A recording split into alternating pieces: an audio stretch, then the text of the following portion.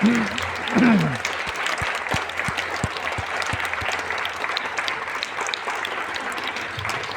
мои, не каждый коллектив может похвастаться тем, что у них есть свой соловей. А вот у этого коллектива есть свой соловей. И мы сегодня его услышим, потому что их соловей поет здесь и вместе с этим коллективом. Так что давайте будем встречать этого соловья. Глинка «Я помню чудное мгновение» исполняет Захар Ведерников.